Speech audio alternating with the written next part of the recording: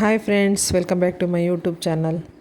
ಇವತ್ತು ನೋಡಿರಿ ಬನ್ಸಿ ರವೆಯಿಂದ ಪ್ಲೈನ್ ಉಪ್ಪಿಟ್ಟು ಮಾಡ್ಕೊತಾ ಇದ್ದೀನಿ. ಅಂದರೆ ತರಕಾರಿ ಮತ್ತು ಸೊಪ್ಪು ಏನು ಸೇರಿಸಲೇ ಉಪ್ಪಿಟ್ಟು ಮಾಡ್ಕೊತಾ ಇದ್ದೀನಿ.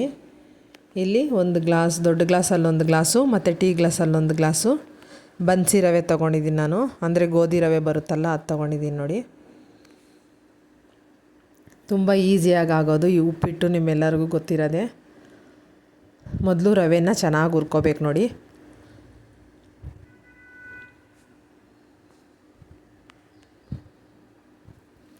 ಯಾರಿಗೆಲ್ಲ ಈ ಉಪ್ಪಿಟ್ಟು ಇಷ್ಟ ಆಗುತ್ತಾ ಕಮೆಂಟ್ ಮಾಡಿ. ನೋಡಿ, ರವೆ ಎಷ್ಟು ಚೆನ್ನಾಗಿ ಹುರಿದ್ರೆ ಅಷ್ಟು ಚೆನ್ನಾಗಿ ಉಪ್ಪಿಟ್ಟಿರುತ್ತೆ.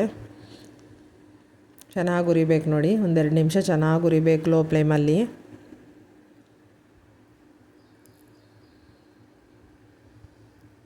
ನಾನು ಇವತ್ತು ಬೇಗ ಆಗುತ್ತೆ ಅಂತ ಕೇಸರಿ ಬಾತನ್ನು ಉಪ್ಪಿಟ್ಟು ಮಾಡ್ತಾಯಿದ್ದೀನಿ. ಈಗ ನೋಡಿ, ರವೆ ಹುರಿದಿದೆ, ಸೈಡಿಗೆ ತೆಗೆದಿಟ್ಕೊಂಡಿದ್ದೀನಿ. ಮತ್ತೀಗ ಎಣ್ಣೆ ಸೇರಿಸ್ಕೊತಾ ಇದ್ದೀನಿ ಬಾಣಲಿಗೆ.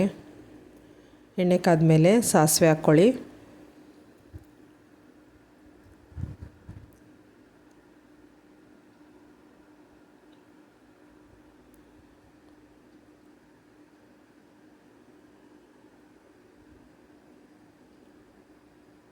ನೋಡಿ, ಸಾಸಿವೆ ಚಿಟಪಟ ಅಂದಮೇಲೆ ಈಗ ಸ್ವಲ್ಪ ಕಡಲೆಬೇಳೆ, ಉದ್ದಿನಬೇಳೆ ಮತ್ತು ಕಡಲೆ ಬೀಜ ಸೇರಿಸ್ಕೊತಾ ಇದ್ದೀನಿ. ತರಕಾರಿ ಏನೂ ಹಾಕಲ್ವಲ್ಲ, ಮಧ್ಯದಲ್ಲಿ ಚೆನ್ನಾಗಿರುತ್ತೆ ತಿನ್ನೋದಕ್ಕೆ ಅಂತ ಇದು ಹಾಕ್ತಾಯಿದ್ದೀನಿ.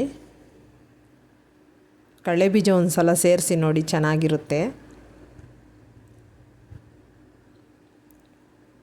ಈಗ ಅದು ಕೆಂಬಣ್ಣ ಬಂದಮೇಲೆ 2 ಈರುಳ್ಳಿನ ಕಟ್ ಮಾಡಿ ಇಟ್ಕೊಂಡಿದ್ದೀನಿ. ಈರುಳ್ಳಿ ಮತ್ತು ಕರಿಬೇವು ಹಾಕ್ತಾಯಿದ್ದೀನಿ. ಒಗ್ಗರಣೆಯಲ್ಲಿ ಚೆನ್ನಾಗಿ ಫ್ರೈ ಮಾಡ್ಕೊಳ್ಳಿ ಈರುಳ್ಳಿ ಟೊಮೊಟೊನ, ಚೆನ್ನಾಗಿರುತ್ತೆ.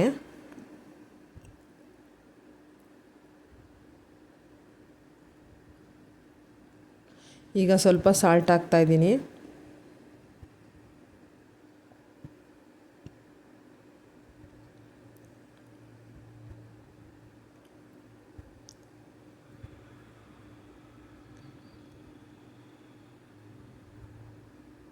ನಮ್ಮ ಚಾನಲ್ನ ಇನ್ನೂ ಯಾರು ಸಬ್ಸ್ಕ್ರೈಬ್ ಮಾಡದೆ ನೋಡ್ತಾ ಇದ್ದೀರಾ, ಪ್ಲೀಸ್ ಸಬ್ಸ್ಕ್ರೈಬ್ ಮಾಡ್ಕೊಂಡು ನೋಡಿ. ನಮ್ಮ ರೆಸಿಪಿಗಳು ಇಷ್ಟ ಆದರೆ ಲೈಕ್ ಮಾಡಿರಿ ನೋಡಿ. ಈಗ ಟೊಮೊಟೊ ಮತ್ತು ಹಸಿಮೆಣ್ಸಿನ್ಕಾಯಿನ ಸೇರಿಸ್ಕೊತಾ ಇದ್ದೀನಿ. 2 ಟೊಮೊಟೊ ತೊಗೊಂಡಿದ್ದೀನಿ ನಾನಿಲ್ಲಿ. 6 ಹಸಿಮೆಣ್ಸಿನ್ಕಾಯಿ ತೊಗೊಂಡಿದ್ದೀನಿ. ಈ ಥರ ಚೆನ್ನಾಗಿ ಫ್ರೈ ಮಾಡ್ಕೊಳ್ಳಿ.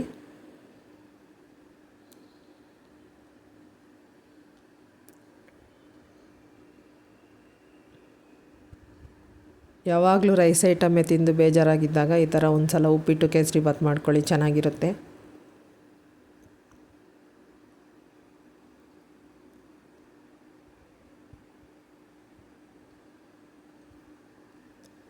ನಿಮ್ಗೆ ಯಾವುದಾದ್ರೂ ಹೊಸ ರೆಸಿಪಿಗಳು ಬೇಕಂದರೆ ಕಮೆಂಟಲ್ಲಿ ತಿಳಿಸಿ, ನಾನು ಮಾಡಿ ತೋರಿಸ್ತೀನಿ ನೋಡಿ. ಈಗ ಸ್ವಲ್ಪ ಕೊತ್ತಂಬರಿ ಸೇರಿಸ್ಕೊತಾ ಇದ್ದೀನಿ.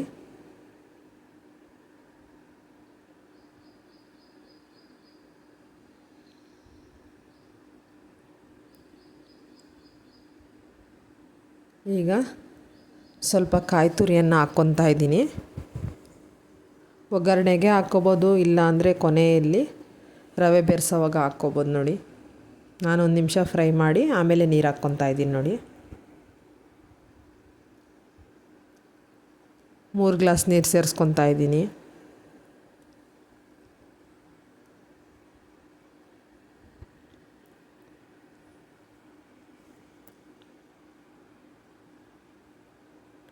ನೋಡಿ, ಅದು ಈಗ ಬೆಂದಿದೆ. ಈರುಳ್ಳಿನೂ ಟೊಮೊಟೊ ಬೇಗ ಆಗುತ್ತೆ, ಈರುಳ್ಳಿ ಟೊಮೊಟೊ ಅದ್ರಲ್ಲಿ ಮಾಡೋದ್ರಿಂದ. ತರಕಾರಿ ಆದರೆ ಸ್ವಲ್ಪ ಫ್ರೈ ಆಗೋದು ಲೇಟ್ ಆಗ್ತಾಯಿತ್ತು. ಈಗ ರವೆನ, ಹುರಿದಿರೋ ರವೆನ ಸ್ವಲ್ಪನೇ ಸೇರಿಸ್ಕೊಂಡು ಈ ಥರ ಕಲಿಸ್ಕೋಬೇಕು. ಮೀಡಿಯಮ್ ಫ್ಲೇಮಲ್ಲಿ ಇಟ್ಕೊಳ್ಳಿ ಸ್ಟವ್ವು.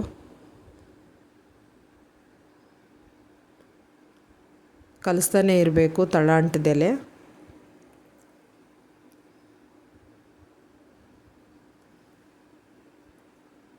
ನೋಡಿ, ಈಗ ಸ್ವಲ್ಪ ಮುಚ್ಚಿದ್ದೀನಿ. ಈಗ ರವೆ ಬೆಂದಿದೆ, ನೋಡ್ತಾ ಇರ್ಬೋದು. ಉಪ್ಪಿಟ್ಟು ರೆಡಿಯಾಗಿದೆ, ಬನ್ಸಿ ರವೆ ಉಪ್ಪಿಟ್ಟು ರೆಡಿಯಾಗಿದೆ. ನೀವು ಕೂಡ ಮಾಡಿ ಹೇಗೆ ಬಂತು ಅಂತ ಹೇಳಿ.